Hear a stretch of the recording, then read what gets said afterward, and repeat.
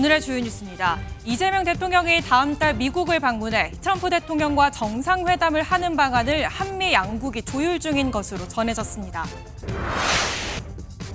내란 특검이 윤석열 전 대통령에게 내일 2차 조사를 위해 출석하라고 통보했지만 윤 전 대통령 측이 일정 연기를 요청하며 신경전을 이어갔습니다. 정성호 법무부 장관 후보자가 검찰청이라는 이름을 유지하기 힘들 것이라며 검찰개혁에 대한 강한 의지를 드러냈습니다. 서울에 올해 첫 폭염특보와 열대야가 나타나는 등 전국의 찜통더위가 이어졌습니다. 시청자 여러분 안녕하십니까? 이재명 대통령과 트럼프 미국 대통령의 첫 한미 정상회담이 7월 말을 목표로 추진 중입니다. 대통령실도 한미 양국이 조속한 정상회담 필요성에 공감했다고 밝혔습니다. 미국과의 상호 관세 유예 기간, 그러니까 협상 시한이 7월 8일로 그 이전 방미는 어렵지만 이후라도 정상 간 협상을 마무리할 필요가 있다는 판단입니다. 먼저 표선우 기자가 보도합니다. 이재명 대통령이 이르면 7월 말 미국을 방문해 트럼프 대통령을 만날 것으로 보입니다. 대통령실은 조속한 정상회담 필요성에 한미 양국이 공감했다며 조율 중이라고 밝혔습니다. 한미 정상회담 같은 경우는 반드시 필요하다라는 양국의 교감 안에서 계속해서 지금 진행 중이고 관세 역시도 마찬가지로 상호 교감 아래서 지금 조율 중에 있다라고. 내부적으론 늦어도 8월은 넘지 말아야 한다는 공감대가 있는 것으로 전해집니다. 대통령실 관계자는 방미는 여러 가능성이 나오고 있다면서도 우리 측은 최대한 빠른 추진을 시도 중이라고 밝혔습니다. 미국의 관세 유예 종료일은 다음 주로 다가왔지만 그전 방미는 물리적으로 어렵다는 게 대통령실 판단입니다. 그런 만큼 7월 말을 목표로 날짜를 조율하겠다는 의미로 보입니다. 마코 루비오 미 국무장관이 오는 10일 아세안 지역안보포럼 장관급 회의를 전후로 방한할 가능성이 높은 만큼 이때 회담 시기를 조율할 것이란 관측도 나옵니다. 의제는 관세뿐 아니라 국방비 지출 증액 문제 등이 될 전망입니다. 8월에도 한미 정상이 만나지 못한다면 오는 9월 미국에서 열리는 유엔 총회가 만남의 계기가 될 것이란 관측이 나옵니다. MBN 뉴스 표선우입니다. 미국을 방문하는 우리로서는 상황이 녹록지 않습니다. 트럼프 대통령은 7월 8일 상호 관세 유예 조치를 연장하지 않겠다고 선언했기 때문입니다. 이는 동맹국인 우리나라뿐만 아니라 모든 국가에 해당한다며 특유의 엄포까지 놨습니다. 이어서 워싱턴 강영구 특파원입니다. 트럼프 대통령이 상호 관세 유예 기간을 연장하지 않겠다고 밝혔습니다. 전 세계 200개 국가와 일일이 협상할 수는 없다며 곧 모든 국가에 서한을 보내 관세율을 직접 통보할 것이라고 강조했습니다. 관세율은 기본 10%부터 시작해 25%와 50%까지도 가능하다고 언급했습니다. What we're going to do is we're going to send and we're going to say, congratulations, we're allowing you to shop in the United States of America. You're going to pay a 25% tariff or a 35% or 50% or 10%. 또 트럼프 대통령은 한국과 일본 자동차에 대한 고율 관세 가능성도 언급했습니다. 미국은 수백만 대의 외국 자동차를 수입하지만 역으로 미국 차는 외면당하고 있다는 특유의 불공정 무역 프레임을 강조하며 일본과 한국 자동차 업체가 미국 업체보다 낮은 관세를 적용받는 일은 없을 것이라고 못 박았습니다. 여기에 미국 상무부가 25% 관세 적용을 받는 자동차 부품의 확대를 추진해 우리 자동차 업계의 부담도 커지고 있습니다. 국내적 상황으로 인해서 한미 간 협상이 지체되었지만 지금부터는 실용주의적 국익 극대화의 관점에서 한미 간의 상호 호혜적인 합의안 도출을 위해 거세지는 트럼프 대통령의 압박은 우리 정부의 신속한 대응을 요구하고 있습니다. 워싱턴에서 MBN 뉴스 강영구입니다. 정치권은 김민석 국무총리 후보자 임명을 두고 충돌을 이어갔습니다. 국민의힘은 이른바 국민청문회를 열고 배추까지 갖다 놓으며 이재명 대통령은 당장 지명을 철회하라고 압박했습니다. 민주당은 내란 선동 정치쇼라며 주석기 총리 인준안을 철회하겠다고 맞섰습니다. 이 내용은 정태진 기자입니다. 김민석 총리 후보자를 추가 검증하겠다며 국민의힘이 별도로 마련한 국민청문회. 청문회장에는 배추 18포기가 등장했습니다. 매달 450만 원 정도의 미국 유학비 출처를 배추 농사 수익이라고 했던 김 후보자의 해명을 직격한 겁니다. 제 앞에 배추가 이렇게 놓여져 있네요. 사실 저 배추가 뭐 죄도 없는데 농민의 한 사람으로서 배추한테 상당히 미안하고 아직까지 제출되지 않은 10억 원이 넘는 소득 증빙 자료를 거듭 요구했습니다. 김민석을 제2의 조국이다 하는데 그렇게 되면 조국 전 장관은 상당히 억울해할 것 같아요. 출판 기념회, 빙부조이금, 결혼식 축의금, 전처의 교육비 보조. 또 김 후보자의 과거 논문에 등장한 반도자 표현을 놓고 탈북민을 반도자라 부르는 곳은 북한이라는 주장도 국민청문회에 다시 등장했습니다. 국민의힘은 김 후보자 거취 결단을 촉구했습니다. 이재명 대통령은 선거에 이기면 그만이다 생각하는 것 같습니다. 부도덕한 인사를 국무총리로 임명하게 된다면 앞으로 있을 어떤 인사청문회도 의미를 가질 수 없을 것입니다. 민주당은 국정 발목 잡기라고 맞섰습니다. 총리 인준을 서두르겠다는 입장을 거듭 강조했습니다. 윤석열의 내란 정당화 선동에 버금가는 거짓 선동, 정치쇼입니다.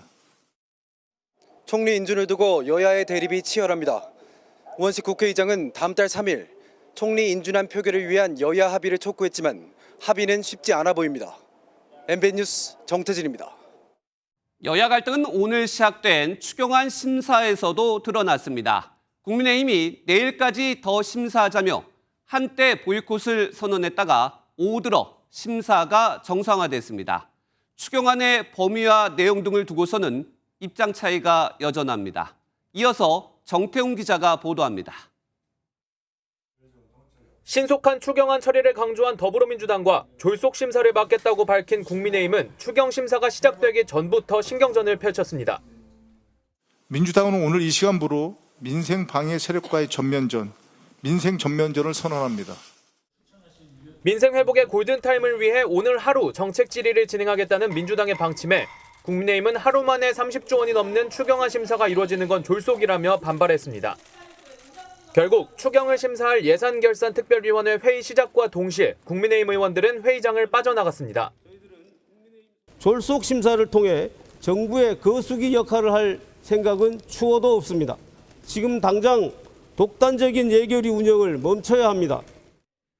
여야가 심사를 이틀간 진행하기로 합의하면서 국민의힘 의원들은 보이콧을 철회하고 오후 회의에 참석했습니다. 하지만 민생회복지원금 등 주요 사업에 대한 입장차는 여전했습니다.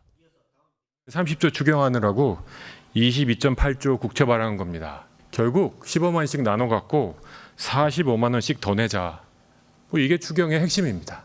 그러면 재정을 풀 때 안 풀어서 민생 경제가 파탄이 나고 경제가 침체된 책임은 그 당시 정권을 담당했던 국민의힘 정권, 윤석열 내란 정부가 어떻게 책임지려고요?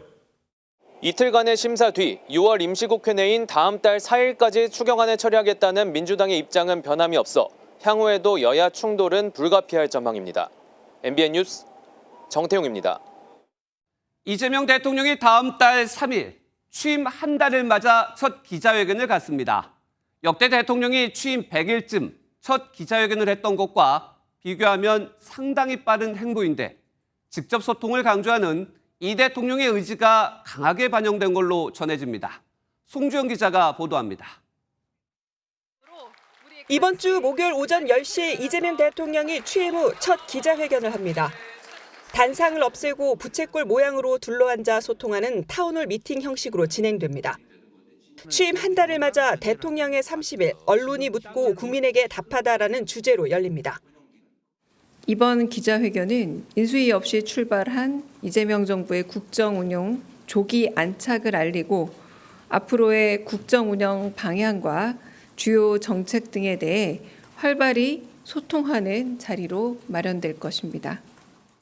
질의응답은 민생경제, 정치외교 안보, 사회문화 등 분야별로 나눠서 이루어질 예정입니다. 역대 대통령이 취임 100일쯤 첫 기자회견을 했던 관례를 벗어난 파격 행보로 언론을 통해 국민과 적극 소통하겠다는 취지로 보입니다. 이 대통령은 지난 16일 주요 7개국 G7 정상회의 참석차 출국길에 오른 전용기 안에서도 깜짝 기자 간담회를 열어 소통을 강조했습니다. 최근에 말씀을 듣기로는 소통이 잘 안 되는 겁니까? 꽤 불만이라는 얘기가 있던데 여러분들의 불편함이나 이런 것도 많이 개선될 겁니다. 어쨌든 국민들의 눈과 귀 역할을 하시는 분들이시니까 잘 부탁드립니다. 이 대통령은 이번 취임한 달 기자회견과 별도로 국민 사서함에 들어온 질문에 대해서도 국민에게 직접 답변하는 자리를 마련하겠다는 계획입니다. MBN 뉴스 송주영입니다. 이재명 대통령이 오늘 문화예술계 인사들을 대통령실로 초청했습니다. 폭삭 소가수다의 감독, 토니상 육관왕, 어쩌면 해피엔딩의 작가 등 문화예술계 주역들이 참석했는데 이 대통령은 눈물을 흘린 사연을 소개하며 문화 분야에 대한 아낌없는 투자와 지원을 약속했습니다. 선한빛 기자입니다.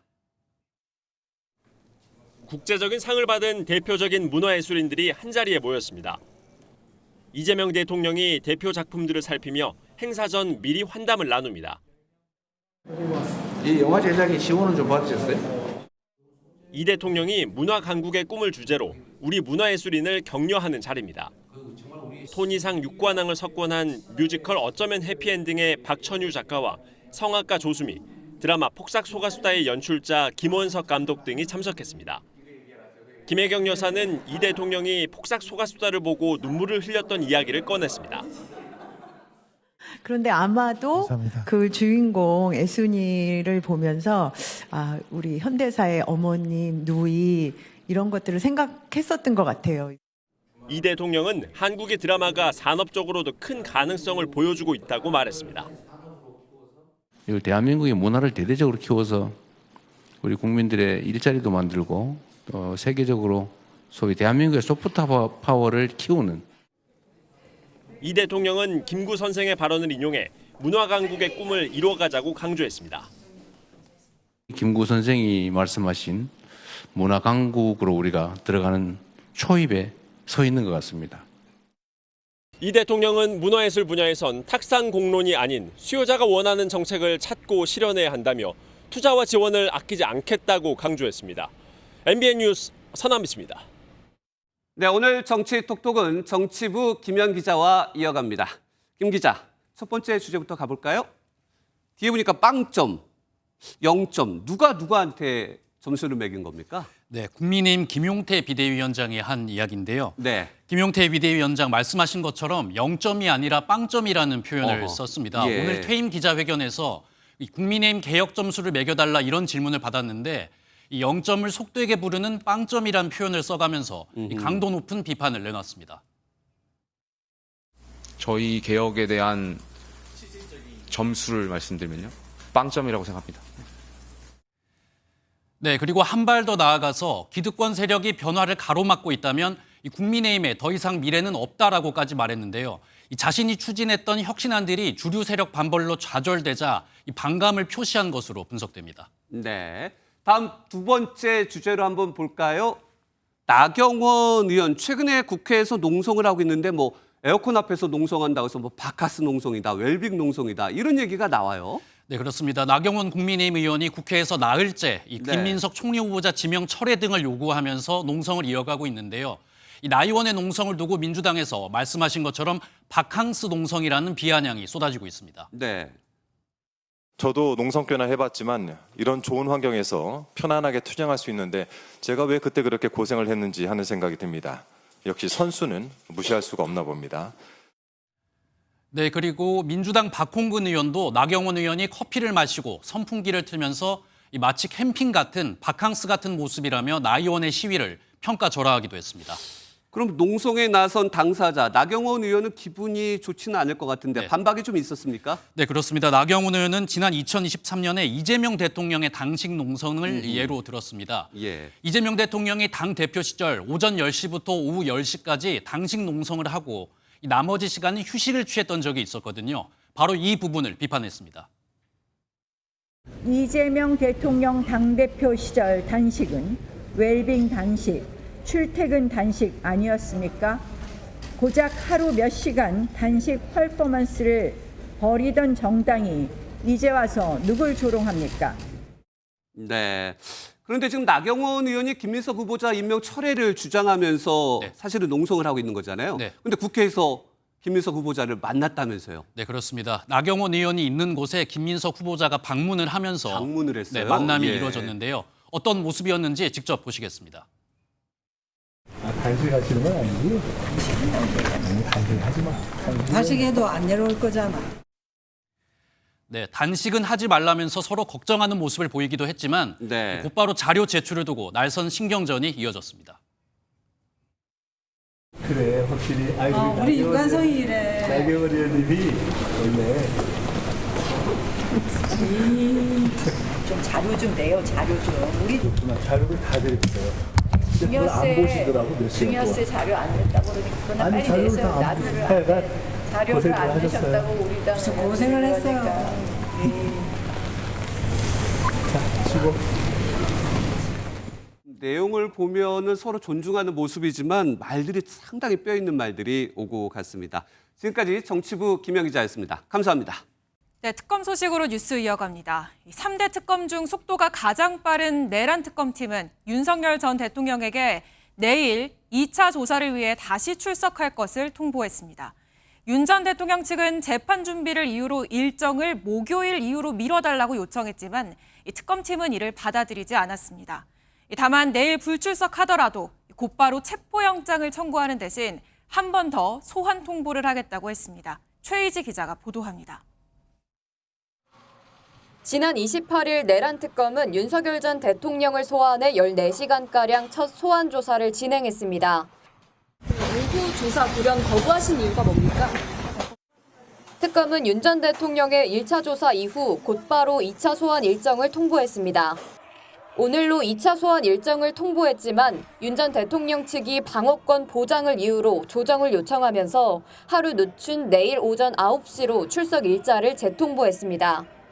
하지만 윤 전 대통령 측은 오늘 다시 기일 변경 요청서를 제출해 5일 이후로 일정을 재조정해달라는 의사를 전했습니다. 이에 대해 특검 측은 처음 출석 기일 변경을 요청할 때와 달라진 내용이 없다며 윤 전 대통령 측의 요청을 받아들이지 않고 예정대로 조사를 진행하겠다고 밝혔습니다. 다만 내일 소환에 불응하더라도 금주 중 날짜를 다시 지정해 재소환 통보를 할 것이라고 전했습니다. 특검이 사실상 연기 요청을 재차 수용하며 한 발 물러서면서 윤 전 대통령이 내일 소환에 응할 가능성은 작아 보입니다. 특검 측은 2차 조사가 2번 연속 불발되면 1차 체포영장 청구 때보다 확장된 혐의를 적용해 대응하겠다며 윤 전 대통령을 압박했습니다. MBN 뉴스 최희지입니다. 네, 지난 토요일 1차 소환 조사 내용도 짚어보겠습니다. 특검은 윤석열 전 대통령에게 계엄 선포 직후 국민의힘 추경호 당시 원내대표와 통화한 이유를 물었습니다. 윤 전 대통령 측은 계엄을 미리 알려주지 못해 미안하다고 했다는 취지로 진술한 걸로 전해졌습니다. 이어서 이혁재 기자입니다. 지난 28일 내란 특검은 윤석열 전 대통령에게 지난해 12월 비상계엄 당시 국회 계엄 해제 의결 방해 의혹을 질문한 걸로 전해졌습니다.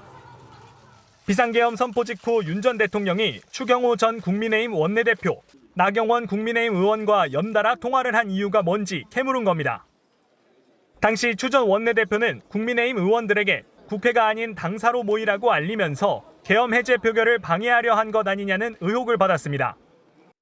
과거 두 의원 모두 이 같은 의혹에 관여됐지 않았다고 해명했었는데 윤 전 대통령 역시 비슷한 취지로 진술한 것으로 전해졌습니다. 윤 전 대통령은 내란 특검 조사에서 두 의원에게 미리 계엄을 알리지 못해 미안하다고 알렸다며 통화 취지를 진술한 것으로 알려졌습니다. 아시는 바대로 성심성의껏 진술을 다 하셨고요. 특검이 윤 전 대통령 비화폰 서버 기록을 확보한 만큼 향후 조사에서 비화폰 사용 기록과 대조해가며 해당 의혹을 규명할 것으로 보입니다. 한편 특검은 계엄 국무회의 회의록 초안을 작성한 강희구 전 대통령실 부속실장을 불러 조사했습니다. 강 전 실장이 계엄 선포문을 비상계엄 사태 이후에도 다시 만들려 한 정황이 있었던 만큼 국무회의 위법성을 자세히 확인할 전망입니다. MBN 뉴스 이혁재입니다. 그런가 하면 또 다른 특검, 김건희 특검팀과 최혜병 특검팀은 모레 현판식을 열고 본격 수사에 들어갑니다. 최혜병 특검팀은 수사 개시 첫날 핵심 피의자인 임성근 전 해병대 1사단장을 불러 조사하기로 했습니다. 순직 해병대원 소속 부대 지휘관이자 김건희 여사 연루 의혹이 제기된 구명 로비 의혹의 당사자죠. 박은채 기자입니다.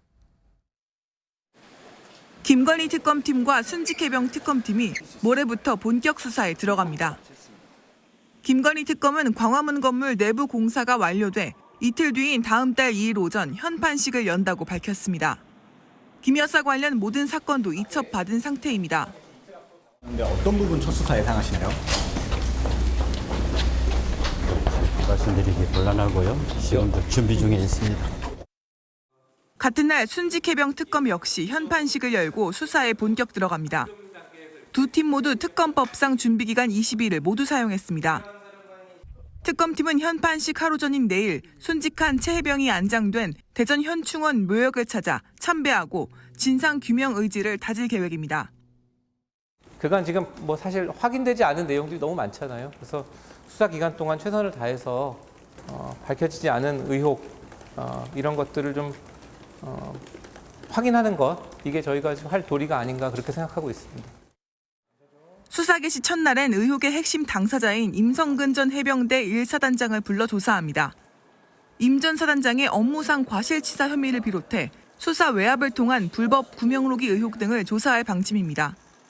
임 전 사단장은 결백을 증명하겠다며 공수처에 냈던 자신의 휴대전화를 특검에도 다시 제출하겠다고 밝혔습니다. MBN 뉴스 박은채입니다. 다음 소식입니다. 정부가 내놓은 전방위 대출 규제에 발목 잡힌 사람들이 있습니다. 바로 갭 투자자들입니다. 세입자에게 전세금을 받아서 그 돈으로 잔금을 치르려고 했는데 임차인이 전세자금 대출을 받지 못하게 했기 때문이죠. 중개업소엔 문의가 빗발치고 있습니다. 강서영 기자입니다. 서울 동대문구의 한 아파트 단지입니다. 한강벨트를 중심으로 아파트값이 뛰자 이곳에도 불길이 번졌는데 적지 않은 매수자는 전세를 안고 집을 사려는 사람들입니다. 일부는 매매 계약까지 체결하고 임차인은 아직 구하지 못했는데 이들의 문의 전화가 이어지고 있습니다. 자금 대책을 세울 수가 없어서 굉장히 지금 우왕좌왕하고 있는 상태고 후 조치가 나오지 않을까 기대하고 있는. 갭 투자자들에게 발등에 불이 떨어진 건 금융당국이 집주인이 바뀌는 것을 조건으로 임차인이 전세자금 대출을 받는 것을 막았기 때문. 대출을 받지 않는 임차인을 구해야 돼 잔금을 치르기가 어려워진 겁니다. 중저가 아파트 밀집 지역인 노원구에서도 뒤늦게 세를 안고 집을 사려다가 발목이 잡힌 갭 투자자들의 문의가 잇따르고 있습니다. 갭 투자해놓은 사람들 지금 날벼락에 갑자기 그렇게 소급하는 법 어디가 있다. 입주를 앞둔 서울 분양 아파트들도 상황은 마찬가지입니다. 잔금을 치를 때 역시 임차인이 전세자금 대출을 받을 수 없게 하면서 혼란이 일고 있습니다. 대출까지 막히니까 문제가 좀 많아요. 이제 급한 주인분들은 그래도 가격 낮춰서. 하지만 금융당국은 집주인이 바뀌면 세입자가 전세자금 대출을 받을 수 없다는 입장을 고수하고 있어 갭 투자자들의 속은 타들어갈 전망입니다. MBN 뉴스 강서영입니다. 대출 규제 직격탄에 들끓던 부동산 시장이 숨고르게 들어갔지만 변수는 남아 있습니다.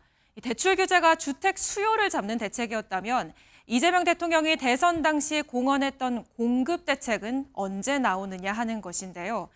지난달에도 주택 공급은 인허가, 착공, 준공 모두 뒷걸음질 쳤습니다. 이승훈 기자입니다. 내년 말 입주 예정인 서울 은평구의 2,400여 세대 아파트입니다. 지난달 483가구에 대한 청약에 들어갔는데 이 단지가 서울의 상반기 마지막 분양이었습니다. 서울에서 상반기 분양에 나선 건 이 단지를 포함해 고작 4곳에 불과합니다. 공사비 상승으로 분양가가 뛰면서 건설사들이 분양 성공을 장담하지 못했기 때문입니다. 수도권과 지방은 상황이 더 안 좋아 전국의 주택 인허가와 착공, 준공 물량은 지난달에도 모두 감소세를 이어갔습니다. 주택 공급의 주요 3대 지표가 전달은 물론 1년 전 대비로도 마이너스를 기록 중인 겁니다.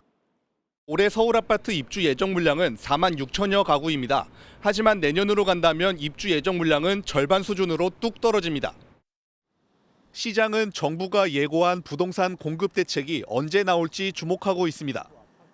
이르면 다음 달쯤 공개될 것이란 관측 속에 주택 공급 실무를 총괄하는 국토교통부 1차관은 취임하자마자 강한 의지를 드러냈습니다. 무엇보다도 실소유자들에게 저렴한 주택을 안정적으로 공급한다는 플랜을 제시해야 합니다. 이재명 대통령의 부동산 책사로 불리는 2차관은 평소 공공주택 공급을 강조해온 바 있어 공공이 주도하는 정책이 나올 것이란 관측에 무게가 실립니다. MBN 뉴스 이승훈입니다. 이 새 정부의 핵심 공약 중 하나는 검찰의 수사권과 기소권을 분리하는 검찰개혁이죠. 이번 정부 초대 법무부 장관 후보자로 지명된 정성호 후보자가 검찰청이라는 이름을 유지하기 힘들 것이라고 했습니다. 어떤 의미인지 박규환 기자가 보도합니다. 더불어민주당 5선 중진 의원이자 이재명 정부의 첫 법무부 장관 후보로 지명된 정성호 후보자. 이재명 대통령의 38년 지기로 친명계의 자장으로 불리는 정 후보자는 검찰청이라는 이름을 유지하기 쉽지 않을 것이라며 검찰개혁에 대한 강한 의지를 드러냈습니다. 앞서 이 대통령은 검찰의 수사와 기소권 분리를 골자로 하는 검찰개혁을 공약으로 내건 바 있습니다. 이에 민주당 일부 의원들은 지난 11일 검찰청을 폐지하고 공소청, 중대범죄수사청, 국가수사위원회를 설치하는 검찰개혁 법안을 발의했습니다. 정 후보자 또한 장관 후보자 지명 직후 권력기관 정상화를 위해 최선을 다하겠다는 입장을 밝히기도 했습니다. 다만 정 후보자는 검찰청 폐지를 이야기하는 것은 아니라며 검찰개혁은 국민에게 피해가 없는 방향으로 돼야 한다고 덧붙였습니다. 속도전에 나서기보단 합의에 중점을 둔 개혁 논의를 하겠다는 입장을 밝힌 것으로 풀이됩니다. 정 후보자는 서울 종로구에 마련된 사무실로 출근해 인사청문회 준비 절차에 돌입할 계획입니다. MBN 뉴스 박규원입니다. 네, 그런가 하면 정은경 보건복지부 장관 후보자는 첫 출근길에서 의료계의 대화의 손을 내밀었습니다. 사직한 전공의들이 복귀할 수 있는 방안을 찾겠다며 유화 메시지를 던졌는데요. 의료계는 환영하는 분위기지만 이 새 장관이 임명된다 하더라도 의정 갈등 해결이 쉽지 않을 거란 전망도 여전합니다. 한범수 기자입니다. 정은경 보건복지부 장관 후보자는 첫 출근길에서 남편의 주식 논란에 대해 잘못 알려진 게 많다며 정면 돌파를 시사했습니다. 이어서 의료계와 신뢰 복원이 시급하다며 수련병원을 떠난 사직 전공의들에게 유화적인 손길을 내밀었습니다. 전공의들의 의견도 살펴보고 복귀할 수 있는 방안에 대해서 잘 검토하겠습니다. 의료계는 의사 출신으로 현안에 밝은 정 후보자 지명에 일제히 환영 의사를 드러냈습니다. 코로나19 당시처럼 적극적인 소통에 나서면 전공의 문제 역시 잘 해결될 수 있다는 반응입니다. 대정부 강경파로 분류되는 박단 전 대한전공의협의회 비상대책위원장이 물러나는 등 전공의 집단 내부에서 변화가 일고 있어 지금이 기회라는 시각도 있습니다. 여러 의혹이 불거졌긴 했지만 그 의사로서의 정체성이 있는 정은경 정 청장님이 장관 인선이 되시는 게 의정 갈등을 좀 해결할 수 있는 좀 실마리가 좀 될 수 있다고. 하지만 정 후보자가 장관이 돼도 큰 진척을 보긴 어려울 것이란 전망도 나옵니다. 전공의 일부는 복귀 조건으로 전문의 시험 추가 시행과 주 60시간 수련 등을 요구하고 있는데 이 같은 추가 특례를 허용할지 미지수입니다. 현 정부 방침대로 공공의대 설립을 추진하면 의정 갈등이 다시 불거질 가능성이 언급됩니다. 의료계 안에서 특히 전공의들 사이에서도 이해관계가 달라 정부와의 대화가 삐걱거릴 수 있다는 우려도 나옵니다. MBN 뉴스 한범수입니다. 서울에 올해 첫 폭염특보와 열대야가 나타났습니다. 전국의 밤낮이 따로 없는 무더위가 이어졌는데 폭염은 이번 한 주간 계속될 예정입니다. 주변에 더위에 취약한 노약자, 꼭 한번 챙기시기 바랍니다. 김민수 기자가 보도합니다. 서울 도심에 얕은 먹구름이 깔렸습니다. 겉보기엔 선선할 것 같은 도심을 열화상 카메라로 비춰보니 용암이 흐른 것처럼 울긋불긋한 색상으로 바뀝니다. 일부 지점은 40도가 넘어가기도 합니다. 북태평양 고기압에서 남서풍이 유입하는 통로가 되면서 서울을 비롯한 수도권의 하늘엔 이렇게 낮고 짙은 구름이 깔렸습니다. 남서풍의 영향으로 주로 남부지방에 머물렀던 폭염특보 영역이 중부지방까지 확대되면서 오늘 서울엔 올해 첫 폭염특보가 발령됐습니다. 올해 첫 열대야까지 나타난 서울의 낮 기온은 31.2도, 체감온도는 여기서 1도 이상 높은 32.3도를 기록했습니다. 남산에서 좀 더위를 피하기는 어려울 것 같고 좀 내려가서 좀 시원한 곳으로 가야 할 것 같아요. 내려가서 시원한 데 갈까? 응. 알았어. 내려가서 시원한 데 가자. 경북 울진의 36.8도를 비롯해 남부와 영동 곳곳엔 기상 관측 사상 가장 높은 6월 기온이 나타났습니다. 장마가 끝난 건 아니지만 더위를 식혀줄 비구름은 북태평양 고기압에 막혀서 우리나라에 좀처럼 접근하지 못하고 있습니다. 체감온도가 33도 이상으로 높은 곳이 많겠고 일부 지역에는 열대야 현상까지 나타나겠습니다. 소나기가 내리면서 기온이 일시적으로 떨어지더라도 더위는 지속되겠습니다. 북쪽의 찬 공기나 태풍이 북태평양 고기압을 밀어낼 변수가 될 수 있지만 아직 뚜렷한 징후는 나타나지 않고 있습니다. MBN 뉴스 김민수입니다. 모르는 사람이 배를 누르면 문 열어주기 전에 꼭 누군지 확인하셔야겠습니다. 서울 관악구의 한 빌라에 살던 30대 남성이 초인종을 누르고 문이 열리자마자 일면식도 없던 이웃 주민에게 흉기를 휘둘렀습니다. 다행히 피해자들은 큰 화를 면했고 이 남성은 투신해 숨졌습니다. 정민영 기자가 보도합니다. 늦은 오후 흰색 반팔 티셔츠를 입은 한 남성이 골목길을 빠르게 내달립니다. 곧바로 회색 반바지를 입은 또 다른 남성도 뒤따라 달려나옵니다. 15분 뒤 경찰차 여러 대가 주택가로 들어오고 경찰관들이 손전등을 들고 건물 주변을 수색합니다.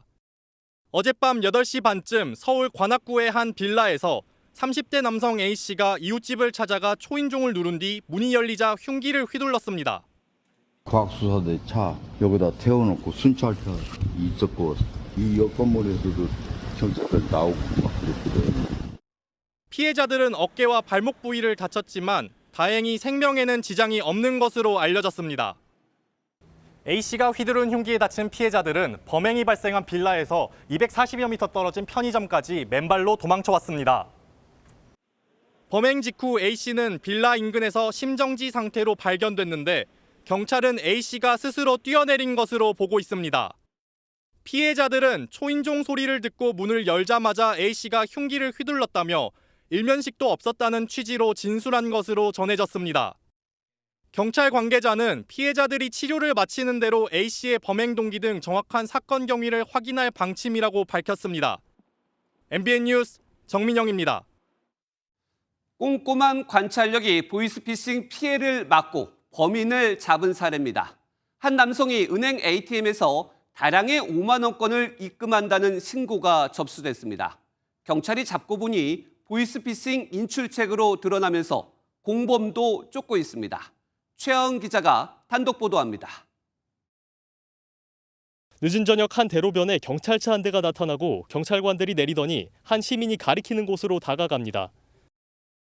20분 뒤 흰색 티셔츠에 가방을 맨 한 남성이 경찰관들에게 붙들려 나옵니다. 지난 25일 은행 ATM에 5만 원권 지폐를 다량으로 입금하려는 수상한 남성이 있다는 신고를 받고 출동한 경찰이 20대 남성 A씨를 체포하는 모습입니다.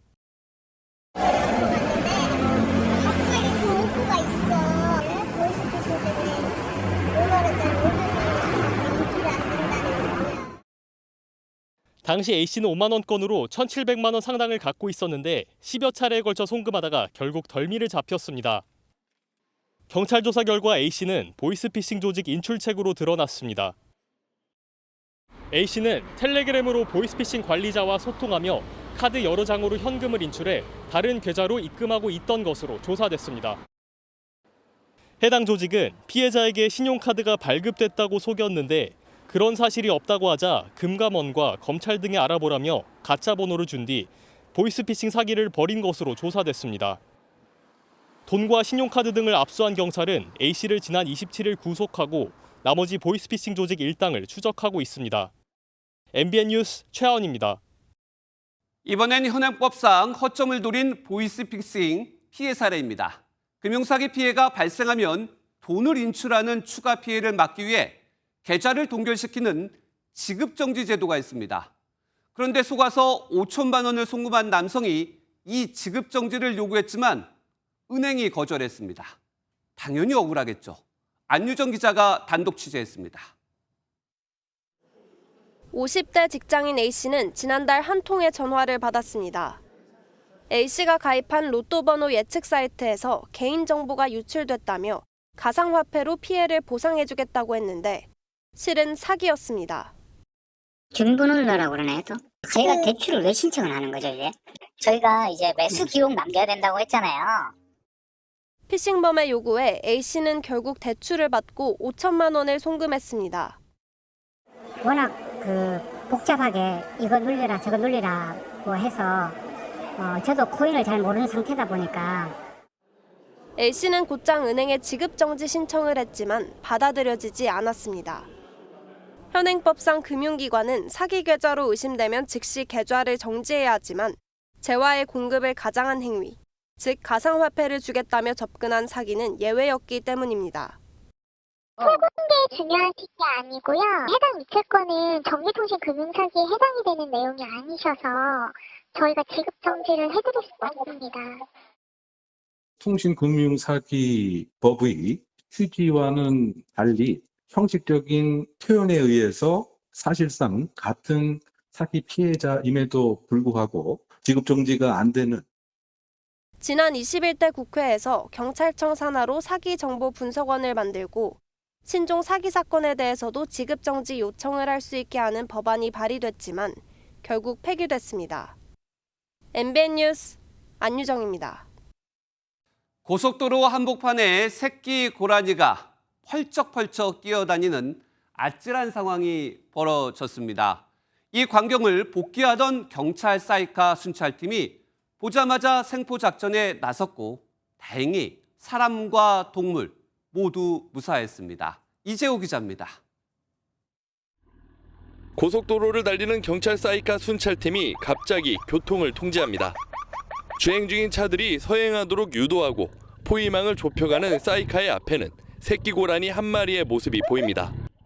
갓길 방음벽 쪽으로 몰아가자 놀란 고라니는 펄쩍펄쩍 뛰고 사이카에서 내린 경찰관이 달려들어 가까스로 생포합니다. 지난 26일 오후 3시 10분쯤 경부고속도로 상행선 서울요금소 인근에서 고라니 한 마리가 고속도로에 뛰어들었습니다.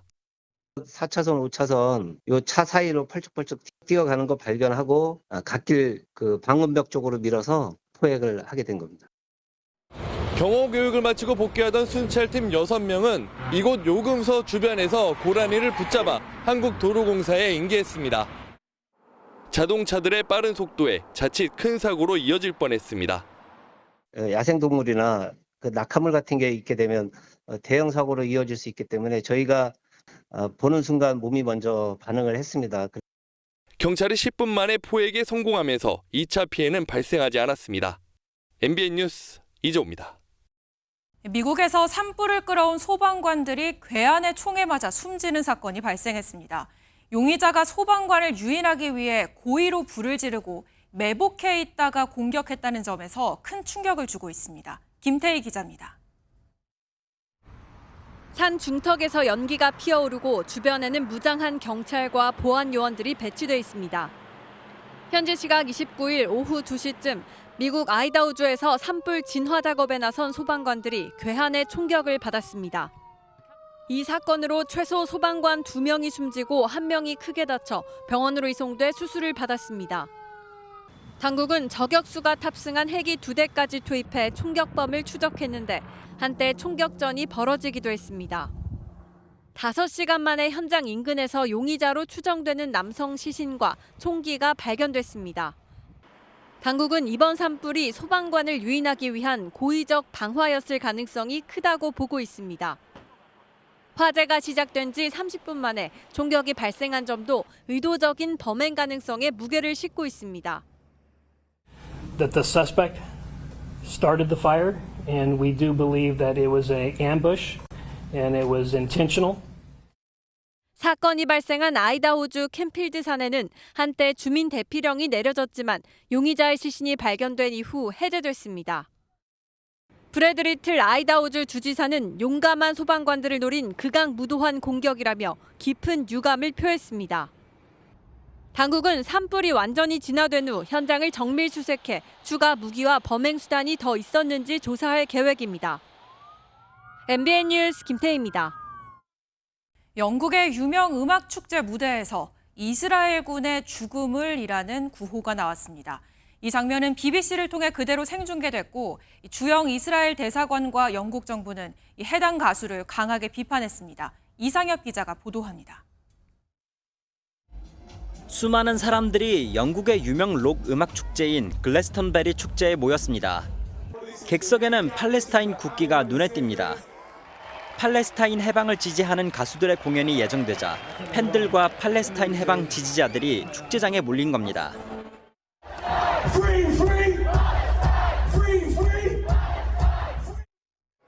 영국 출신 힙합 가수 밥 빌런은 공연에서 공개적으로 팔레스타인 해방을 외쳤습니다. The Palestinian people, because we must pray, hope, and wish to see a day where the Palestinian people are liberated and free from the tyranny of the Israeli government. 한 발 더 나아가 이스라엘군의 죽음을 이라는 구호도 외쳤습니다. 이 공연이 영국의 공영방송 BBC를 통해 생중계되면서 문제가 크게 불거졌습니다. 주영 이스라엘 대사관은 선동적이고 혐오적인 발언이라며 밥 빌런을 비판했고 영국 정부도 비판에 가세했습니다. Well, I thought it was appalling, to be honest, and I think the BBC and Glastonbury have got questions to answer about how we saw such a spectacle on our screens. BBC는 밥 빌런의 일부 발언은 공격적이었다고 인정하는 한편 거칠고 차별적인 언어에 대한 경고문이 화면에 나왔다고 해명했습니다. MBN 뉴스 이상엽입니다. 지구 북반구가 40도에 가까운 폭염에 몸살을 앓고 있다면 겨울을 나고 있는 남반구에는 한파가 닥쳤습니다. 이상기후로 건조한 사막에 흰 눈이 내리는가 하면 노숙인 7명이 동사하는 일도 벌어졌습니다. 이한나 기자입니다. 고원 사막지대에 새하얀 눈이 쌓여 있습니다. 여타 눈과 다를 바 없어 보이지만 칠레 북쪽에 위치한 세계에서 가장 건조한 사막인 아타카마 사막에 내린 눈입니다. 아타카마 사막은 지난 2000만 년 동안 건조 상태를 유지해왔는데 그 정도가 북미에서 가장 건조하다는 미국 데스밸리의 50배 수준입니다. 현지에 있는 연구소도 직접 촬영한 영상을 공개하며 10년 만에 처음 측정 가능한 눈이 내렸다고 설명했습니다. 칠레 인근 우루과이도 이상기후의 직격탄을 피하지는 못했습니다. 우루과이 당국은 진눈깨비를 동반한 영하권 추위에 전국 각지에서 노숙인 7명이 사망했다고 밝혔습니다. Empieza a bajar a las 6 de la tarde en adelante y lo peor porque ya empezó a bajar la cerrazón y el frío y el cuerpo ya no aguanta y mantenerlo calentito la única forma es meterte en refugio nomás. 남미는 6월부터 겨울에 접어들지만 한겨울에도 영상권을 유지하는 비교적 온화한 날씨를 유지해왔습니다. 그런데 최근 심해진 온난화 현상으로 세력이 커진 뜨거운 공기가 남하하면서 비와 눈을 만들고 있습니다. 지구 온난화 속도는 고위도 지역으로 갈수록 빨라지기 때문에 남극 지역에서는 차가운 공기 세력이 약해지고 전문가들은 겨울철 남미의 이상기후가 발생하는 현상은 앞으로 더 빈번해질 것이라고 예측했습니다. MBN 뉴스 이한나입니다. 공장에서 막 출고된 테슬라 차량이 운전자 없이 스스로 주행해 차주의 집 앞까지 찾아가는 무인 배송에 처음으로 성공했습니다. 교차로와 신호등 통과는 물론 고속도로도 스스로 주행했는데요. 김태희 기자가 전해드립니다. 차량 한 대가 공장에서 빠져나옵니다. 그런데 차량 안에는 운전석도 조수석도 모두 텅 비어 있습니다. 자율주행 기술을 이용해 차를 계약한 차주의 집 앞까지 차 스스로 배송하는 이른바 무인 배송 서비스입니다. 미국 텍사스주 공장에서 출발한 차량은 고속도로를 시속 100km 이상으로 달리며 감속과 가속을 스스로 해내고 시내에 들어서서는 교차로와 신호등도 능숙하게 통과합니다. 공장을 출발한 지 약 30분 만에 차는 구매한 차주 집 앞에 정확하게 멈춰섭니다.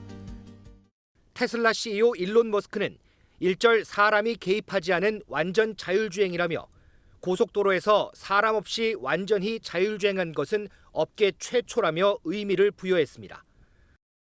테슬라는 앞서 무인 택시인 일명 로보택시 서비스를 선보였고 중국은 이미 수천 대의 무인 택시가 승객들을 실어 나르고 있습니다.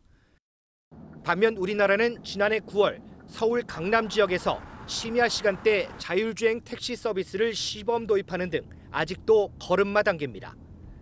산업에서 아무리 열심히 하려고 하거나 또는 국외 선진 기술이 우리나라에 들어오려고 하더라도 규제 때문에 현재 그 자율주행을 구현하기가 쉽지가 않은 데다가 이제부터라도 자율주행 등 미래 모빌리티 산업에 대한 관심과 육성에 더욱 적극적으로 나서야 한다고 전문가들은 조언하고 있습니다. MBN 뉴스 김태일입니다. 나쁜 부모의 민낯과 양육 사각지대를 돌아봤던 MBN 연중기획 당신을 닮은 아이 마지막 시간입니다. 150만 한부모 가정 대부분이 양육비를 받지 못하고 있는 실정인데요. 내일부터 밀린 양육비 일부를 정부가 대신 내는 선지급제가 시행되지만 고단한 현실은 바뀌지 않을 거라는 게 현장 목소리입니다. 양육비 지급을 고의로 피할 수 없게 하는 제도적 장치가 중요한데 법망을 피할 방법은 간단하고 나쁜 부모를 잡을 생각은 없어 보입니다. 안병수 기자가 취재했습니다. 양육비를 주지 않는 나쁜 부모의 신상공개 합법화를 주장하며 삭발로 호소했던 피해자. 지금은 부쩍 자란 머리, 하지만 냉혹한 현실만큼은 그대로였습니다. 아이가 돌되기 한 달 전에 헤어져서요. 지금 저희 아이가 27살이 되었고요. 아빠를 한 번도 보지 못하고 살았고. 그가 20년간 양육비 소송 끝에 받아낸 돈 270만 원입니다. 아르바이트로 연명하는 또 다른 피해자도 지쳐갑니다. 일 끝나면은 유치원이라든지 학원이라든지 선생님들한테 미안하다는 소리를 달고 살아가지고요. 죄송합니다. 다음부터는 일찍 오겠습니다. 남에게 싫은 소리 한번 못 해본 그가 전 남편의 악다구니를 써가며 받아낸 3천만 원은 중증 장애 아들을 키우기엔 역부족이었습니다. 상대방은 재산을 감추거나 해외로 숨어버리면 그만이었습니다. 양육비 추징제도의 허점을 노린 겁니다. 양육비 이행기관에서 은닉재산을 찾아내는 담당자는 고작 3명뿐이라 추적에 어려움을 겪고 대표적 제재수단인 감치와 출국 정지 등은 해외 도피자에게 집행이 어렵습니다. 정부가 내놓은 건 7월부터 밀린 양육비 일부를 지원하는 선지급제, 지난 2022년 대선에서 한부모 표심을 잡는 데 썼던 정책입니다. 피해자들은 당장 생활비가 없으니 정부가 양육비를 선지급하고요. 오케이, 빠르게 가! 하지만 매달 20만 원에 불과한 데다 중위소득이 150% 이하여야 하고 이마저 성인이 된 자녀에게는 소급 지원이 안 돼 실효성이 지적됩니다. 스웨덴과 독일은 양육비 정부 책임제인 대지급제를 도입했고 일본은 관계 부처가 합작해 돈을 받아내는 것에 비해 갈 길이 멉니다. 양육비 선지급제를 도입했다고 하지만 이거는 약간 정책 홍보상으로 나온 거고 일본 같은 경우에는 아동가족청이 마련이 되어 있더라고요. 국세청이나 법무부나 외교부 전부 다 협조해서 이런 부분에서 정보를 교류를 할 수가 있어요. 부처 간 협업은커녕 미지급자를 아동학대로 벌하는 제재 강화 법안도 뒷전으로 밀린 게 우리의 현주소입니다.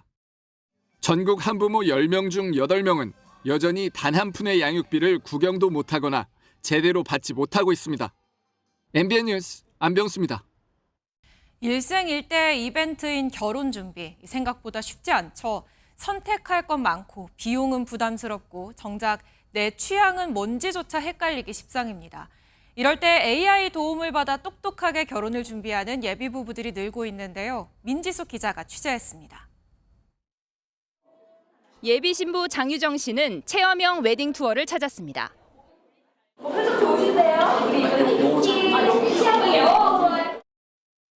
평소에 입어보기 힘든 드레스를 입고 다양한 포즈로 카메라 앞에 서봅니다.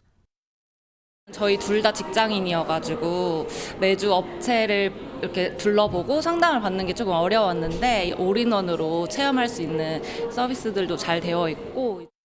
이곳에서 원하는 드레스를 고른 다음 웨딩 메이크업을 한 채로 스튜디오 촬영까지 한꺼번에 체험해 볼 수 있습니다. 여러 업체의 드레스를 한자리에서 비교하다 보면 생각지 못한 취향을 발견하기도 합니다. 저는 실크를 좋아하는 줄 알았는데 여기 와서 보니까 제가 비즈를 좋아한다는 걸 알게 되어서. 실제 체험도 중요하지만 결혼 플랫폼 서비스의 AI 챗봇이 정확한 취향을 찾을 수 있게 도와주고 결혼에 대한 고민을 실시간으로 상담해 줍니다. 3D 영상을 클릭하면 마치 예식장을 실제 방문하는 것처럼 내부를 생생하게 둘러볼 수도 있습니다. 스튜디오 드레스 메이크업 패키지를 제안을 해드리고 그 안에서 신부님들이 직접 선택을 하실 수 있기 때문에 조금 더 투명하게 금액적인 부분에서도 진행을 하실 수 있습니다. 무료이거나 저렴한 가격에 예식장을 빌릴 수 있는 공공 서비스도 인기입니다. 북한 산자락의 한옥 역사박물관처럼 공공기관의 빈 공간을 활용한 예식이 대표적입니다. 서울시에서 지원하는 게 있다고 해서 인터넷 검색을 통해서 알아봤어요. 이런 한옥 스타일도 좋고 그리고 이제 야외 바라볼 수 있는 것도 좋아서. 고민이 많은 결혼, AI 상담과 투명한 가격 비교를 통해 똑똑한 결혼식을 준비하는 예비 부부들이 늘고 있습니다. MBN 뉴스 민지숙입니다. 전 세계를 열광시킨 넷플릭스 드라마 오징어 게임이 시즌3를 공개하며 대단원의 막을 내렸습니다. 이번 시즌에도 여러 기업들이 협업을 준비했는데 지난 시즌의 혹평 때문인지 다소 주춤한 모습도 보입니다. 신용수 기자입니다. 지난주 마지막 세 번째 시즌을 공개한 오징어 게임. 공개 직후 전 세계 93개국에서 1위를 기록하며 여전한 화제성을 입증했습니다. 기업들도 오징어 게임 3의 출시와 더불어 다양한 협업을 준비했습니다. 서울 강남구의 한 백화점은 다양한 굿즈를 판매하는 팝업 스토어로 고객들의 발길을 붙잡았습니다. 오징어 게임 1부터 3까지 다 봤는데 그래서 여기 팝업 하길래 보러 왔어요. And my son really loves Squid Game, and so he got a little fidget toy and a keychain today. 또 한 편의점은 이번 시즌 처음 나온 철수와 영희가 담긴 교통카드를 선보였습니다. 다만 이번 시즌에선 유통업계 미묘한 분위기 변화도 엿볼 수 있었습니다. 다양한 체험 공간을 마련했던 지난 오징어 게임 2와 달리 팝업 스토어 규모를 축소하거나 제품 수를 줄이는 등 전체적으로 몸집을 줄이는 모양새입니다. 심지어 CJ 올리브영 등 지난 시즌 협업 마케팅을 진행한 일부 기업들은 이번 시즌에는 진행하지 않기로 결정하기도 했습니다. 호응도가 약하다는 것은 그만큼 컨텐츠의 어떤 글로벌 영향력을 긍정적으로 보지 않는다는 거죠. K 콘텐츠 마케팅의 흥행, 결국 콘텐츠의 완성도가 좌우할 것으로 보입니다.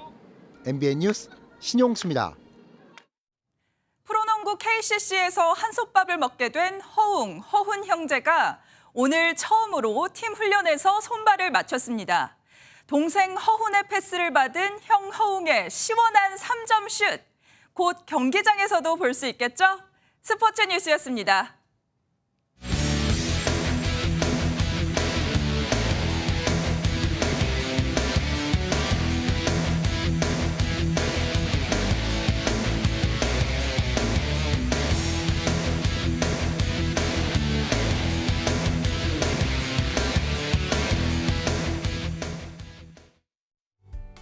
더위의 기세가 갈수록 심해지고 있습니다. 서울에는 올해 첫 열대야가 나타난 데 이어 첫 폭염주의보도 내려졌고요. 폭염 경보로 강화된 경기 남동부와 강원 동해안, 남부지방 곳곳에서는 오늘 한낮에 35도 안팎까지 올랐습니다. 내일도 대부분 지역의 최고 체감온도가 33도에서 35도를 웃돌며 무더운 날씨가 계속되겠습니다. 또 내일 오전부터 저녁 사이 전국 대부분 지역에 5에서 50mm의 소나기가 지나겠습니다. 소나기의 특성상 지속 시간은 길지 않겠지만 순간적으로 강하게 쏟아질 수 있는 만큼 우산 잘 챙겨주셔야겠습니다. 내일 중부지방은 흐린 가운데 아침에 수도권과 강원에는 5mm 미만의 비가 조금 내리겠고요. 남부지방은 대체로 맑겠습니다. 내일도 아침 기온은 서울이 25도, 강릉 27도로 곳곳에선 열대야가 나타나겠습니다.